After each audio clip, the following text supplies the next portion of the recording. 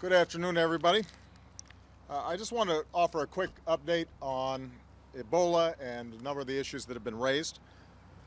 We know that the best way to protect Americans ultimately is going to stop this outbreak at the source. And I just had the privilege of speaking with some of the men and women who are working to do just that. Our disaster assistance response team on the ground in West Africa. First and foremost, I thank them for their incredible dedication and compassion. These are the folks that, from the minute that we saw this Ebola outbreak growing larger than we had seen traditionally, were deployed, were on the ground, and were helping to coordinate the countries where the outbreak is happening to make sure that the response was effective. And it's typical of what America does best. When others are in trouble, when disease or disaster strikes, Americans help. And no other nation is doing as much to make sure that we contain and ultimately eliminate this outbreak than America. We deployed this DART team to West Africa back in early August. They're now the strategic and operational backbone of America's response. They've increased the number of Ebola treatment units and burial teams. They've expanded the pipeline of medical personnel and equipment and supplies. They've launched an aggressive education campaign in country. The bottom line is that they're doing what it takes to make sure that medical personnel and healthcare workers from all countries have what they need to get the job done. And the good news is that it's starting to have an impact. Based on the conversations that I had today with them, they're starting to see some progress in Liberia, and the infrastructure is beginning to get built out. That's thanks to the incredible work and dedication of folks from the United States who are leading the way in helping Liberia, Guinea, and Sierra Leone. And it's critical that we maintain that leadership. The truth is that we're going to have to stay vigilant here at home until we stop the epidemic at its source. And for that, we're going to need to make sure that our doctors and our healthcare professionals here in the United States are properly trained and informed, and that they are coordinated if and when an Ebola case crops up here in the United States. But what's also critically important is making sure that all the talent, skill, compassion, professionalism, dedication, and experience of our folks here can be deployed to help those countries deal with this outbreak at the source. And that's why yesterday the CDC announced that we're going to have new monitoring and movement guidance that is sensible, based in science, and tailored to the unique circumstances of each health worker that may be returning from one of these countries after they have provided the kind of help that they need. In fact, tomorrow I'm going to have a chance to meet with doctors and public health workers who've already returned from fighting this disease in West Africa, or who are about to go, not only to say thank you to them and give them encouragement, but to make sure that we're getting input from them based on the science, based on the facts, based on experience about how the battle to deal with Ebola is going and how our policies can support the incredible heroism that they are showing. So we don't want to discourage our healthcare workers from going to the front lines and dealing with this in an effective way. Our medical teams here are getting better and better prepared and trained for the possibility of an isolated Ebola case here in the United States. But in the meantime, we've got to make sure that we continue to provide the support of health workers who are going overseas to deal with the disease where it really has been raging. It's also important for the American people to remind themselves that only 2 people so far have contracted Ebola on American soil. The 2 Dallas nurses who treated a patient who contracted it in West Africa. Today, both of them are disease-free. I met with one of them, Nina Pham, last week, and she is doing wonderfully.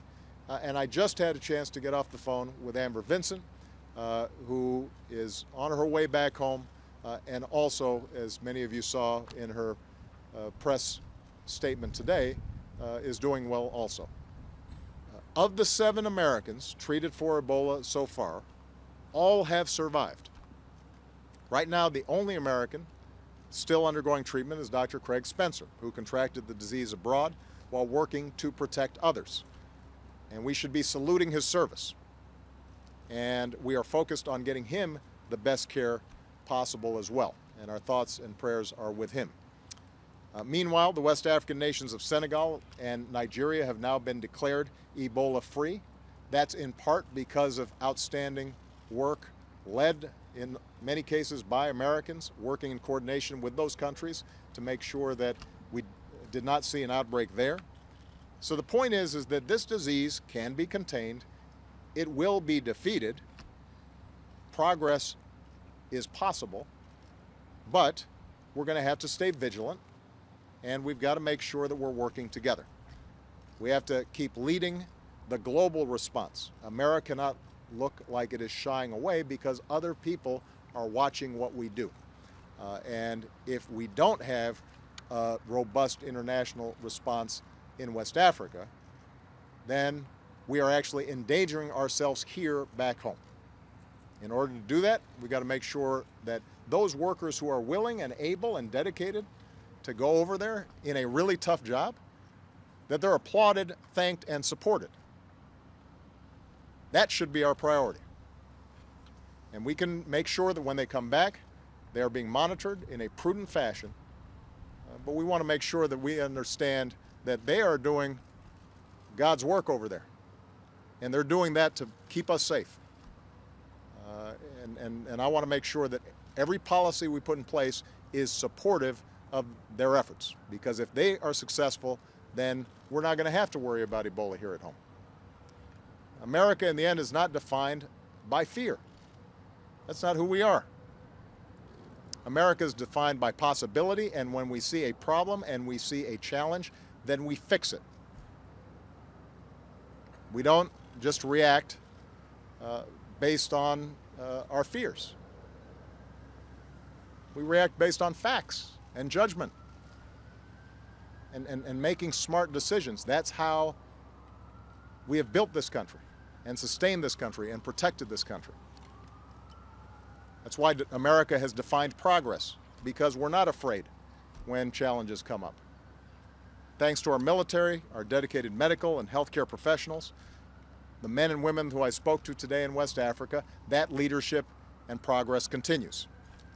And we're going to keep on making progress, and we are going to solve this particular problem just like we've solved every other problem.